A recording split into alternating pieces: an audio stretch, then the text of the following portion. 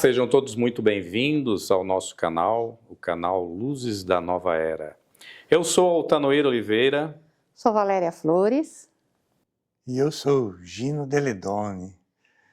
E aqui estamos no nosso segundo encontro, onde estamos no nosso melhor dia, o dia onde falaremos da vida e da trajetória do nosso médium, dirigente espiritual, o grande amigo, companheiro da grande trajetória espiritual. Nosso querido Gino Deledone, seja muito bem-vindo. É um prazer poder falar um pouco, da minha história. Todo médium tem histórias para contar, né? Eu adoro, por exemplo, as histórias do Chico, que ele contava e são reproduzidas ainda. O Divaldo Franco também tem histórias marcantes, que todo médium tem histórias. E eu não sou exceção, não é? Com certeza. E sabemos de várias histórias sobre a sua infância. E então gostaria que você falasse um pouco de onde você nasceu e como foi os primeiros anos dessa descoberta como médium. Diz que o médium já nasce médium, né? Desde criança já começam algumas coisas diferentes, né? Meus amigos, eu não tinha muitos amigos físicos, né? Mas tinha muitos amigos espirituais. A maioria dos meus amigos eram espirituais. E minha família achava que era coisa de criança. Toda criança tem uma fase que ela imagina, né? Fantasia, cria personagens. E os meus personagens, na verdade, não eram personagens por não da idade, não. Eles falavam, com o tempo passa, é normal, com o tempo passa, e não passou. O tempo passou, mas a situação não, né? Os amigos foram se multiplicando e você foi tendo cada vez mais amigos invisíveis, é isso? Amigos invisíveis. E aconteciam vários acontecimentos, né? Um dos que mais me marcou foi meu irmão. Havia uma diferença de 3 anos. Eu tinha 4 para 5 anos e já estava com 7 para quase 8, né? Um acidente, ele foi com os amigos cortar capim para alimentar o cavalo que puxava a charrete dos amigos dele. E ele cortou, fez um corte muito profundo na perna, né? Perdeu muito sangue. E naquela época, médico, você não ia tanto ao médico, você não tinha esse acesso à medicina como tem hoje, né? Minha mãe pôs aquelas ervas de Santa Maria e cicatrizou. Só que ele tinha perdido muito sangue. Aí levou para um hospital em Campinas e teve leucemia, né, e morreu. Bem, então, minha mãe não sabia como lidar com a história para me contar, né? Então, meu irmão chamava-se Giovanni. Era o Giovanni e o Gino, né? Gino, o Giovanni foi para a casa da vovó. Ir para a casa da vovó era assim, longe, muito longe, porque naquela época ia de trem, fazia baldeação, e para pegar um outro trem que vinha de São Paulo em direção a Bauru, né? E nós vínhamos do trem que vinha em direção de Araraquara, era outro caminho, né? Fazia-se baldeação, etc. Então nós íamos para 2 córregos, onde moravam os familiares da minha mãe, né? Os familiares do meu pai ficaram todos na Itália. Era como se falasse, vou ver ele muito pouco, né? Eu falava, mas ele não está na casa da vovó, ele está aqui. Ficava meio assim, sabe? Não entendia as histórias. Um dia, ela estava numa cadeira preguiçosa, essas de lona, sabe? E lendo um livro, depois ela me contou que era O Vento Levou. Faz alguns aninhos, não é? Sim. Faz alguns aninhos. E eu conversando com meu irmão. Ele estava do outro lado da mesa, próximo a ela, E o Giovanni, porque não sei o quê, conversando. E ela, filho, deixa eu contar uma coisa para você. O Giovanni morreu. Ele foi lá, agora ele está lá com os anjos no céu.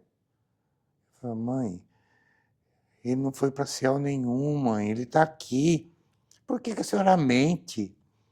Não, ele foi para o céu. Não foi. Ficou aquela, foi, não foi? Eu falei para ele, Giovanni, pega o livro que está na mão da mamãe, põe lá em cima da mesa. Queria provar para ela que ele estava lá, né? Aí o livro saiu da mão dela, devagarzinho, pum, pousou na mesa. Falei, tá vendo? Ele pôs o livro na mesa. Agora, Giovanni, devolve a mamãe. O livro voltou para a mão dela. A hora que o livro chegou na mão dela, ela blum, desmaiou, né?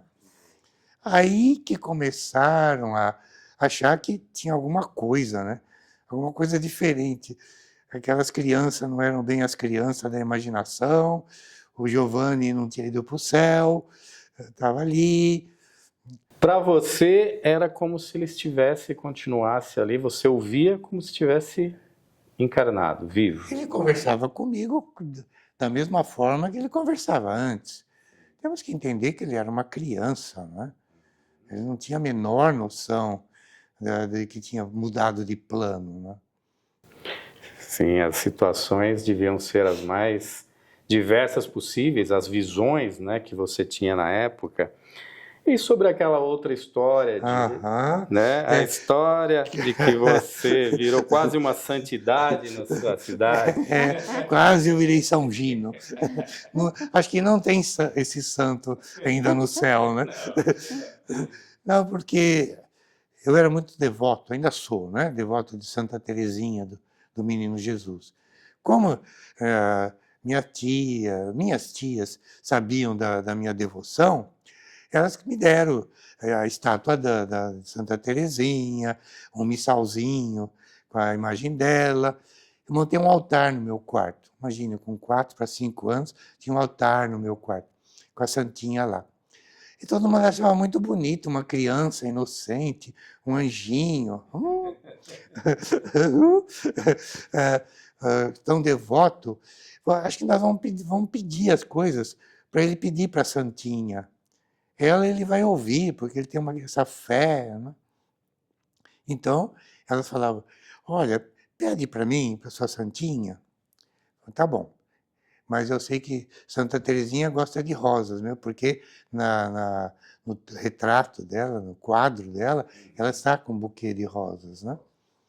E você vai me trazer rosas, de preferência vermelhas, porque ela gosta de rosas vermelhas. É que eu via o quadro, tinha um quadro na sala com a imagem dela. Né? Eu via rosa vermelha que ela segurando. Então, ela gostava de rosas vermelhas. Você vai me trazer rosas vermelhas e um maço de velas. Traziam, lógico, né? Aí, era muito estranho, porque eu não tinha a menor noção, mas pedia para minha mãe me levar ao cemitério, na segunda-feira, mal sabia eu que era o dia das almas, né? E nós íamos para o cruzeiro. Quer dizer, a mamãe levava aquela cesta com as rosas, as velas, tinha uma etiquetinha com o nome delas, né? Para saber quem deu ofereceu para a santa aquelas velas e rosas. O cruzeiro é aquela parte central no cemitério, onde as pessoas acendem as velas ali. Isso. Uhum. É o Cruzeiro das Almas que chama. Sim. Então, eu levava as rosas, tirava todos os cabos. Ficava só a flor, a rosa, né? E fazia cruzes com os buquês. E as velas eu punha nos intervalos da cruz, nos 4 intervalos da cruz. E ficava girando em volta e falando palavras ininteligíveis. Que até hoje eu não sei o que eu falava, mas falava. E começou a acontecer, os pedidos começaram a ser aceitos, né? Quer dizer, nenhum cego enxergou, nenhum aleijado andou.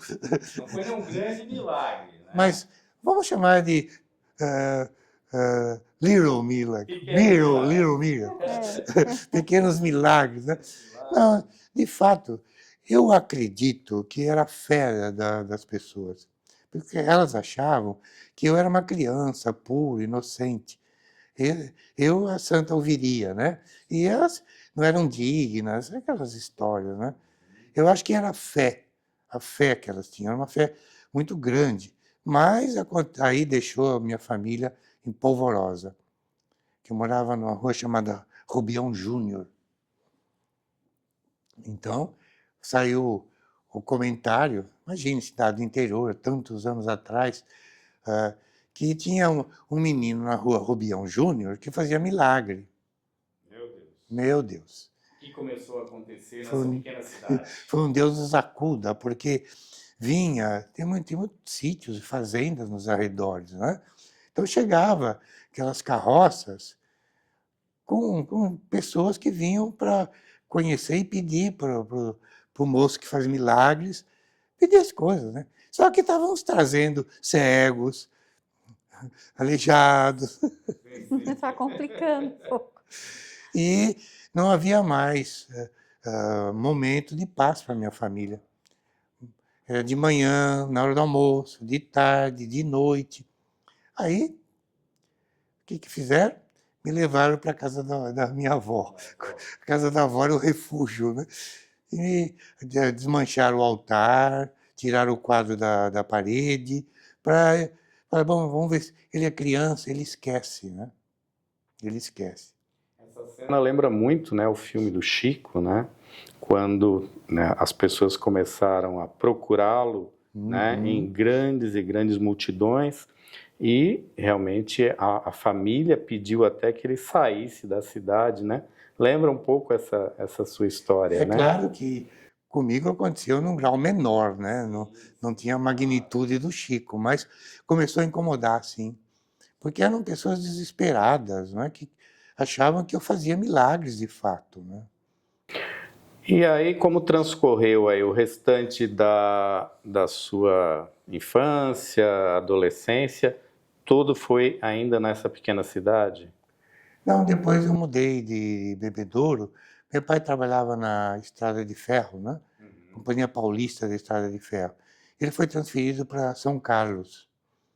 Quer dizer, é um pouco maior. Quer dizer, de 5 anos, tinha 5 para 6 anos, nós nos mudamos para São Carlos. Aí fui para a escola, houve um período, eu sempre via as coisas, mas era um período que foi um pouco menos intensa, essa manifestação mediúnica, né? Quando eu estava com 18 anos, nós morávamos numa rua chamada Rua Larga, e ela tinha entrada para duas. A entrada principal da casa era para a avenida, e tinha uma saída lateral. Então eu estava na janela, e existe uma fábrica de lápis, era Johann Faber, agora é Faber-Castell, né? Faber-Castell. E o pessoal, tinha muitos operários naquela fábrica, né?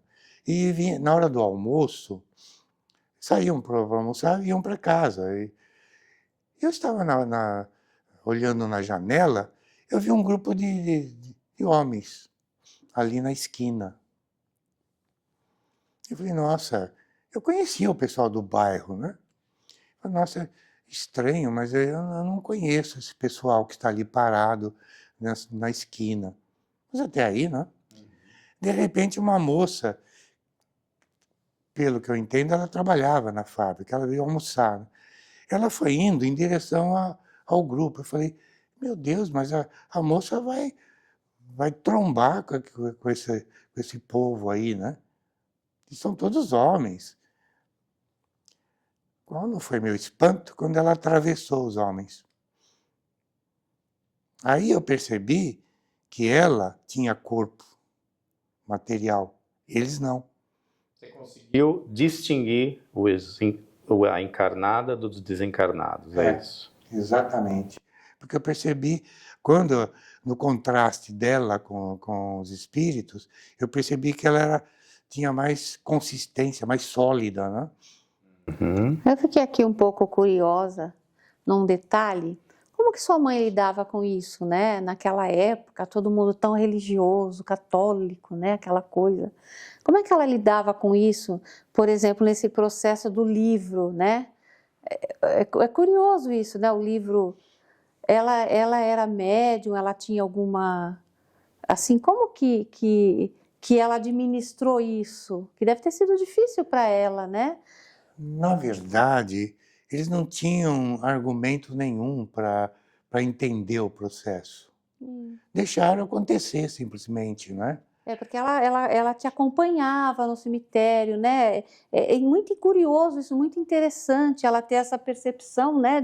Mas ela tinha uma sensibilidade para entender o filho. Era mais o amor materno, a sensibilidade de mãe, né? Porque nós éramos católicos. Sabe, que o católico não é tão fervorosamente católico, mas uma Tinha formação aquela católica. formação, né? E quando eu era adolescente, eu fui estudar em um colégio dirigido por irmãos religiosos, uma ordem de laçalistas. Então, minha formação era católica mesmo, né? Bem católica. E não foi muito fácil para mim entender o processo. Tanto que eu tive resistências em aceitar a mediunidade em si. Eu fui estudar, depois, quando tinha mais idade, eu vim para São Paulo. Mas era muito estranho, porque de tempos em tempos eu tinha perturbações, né?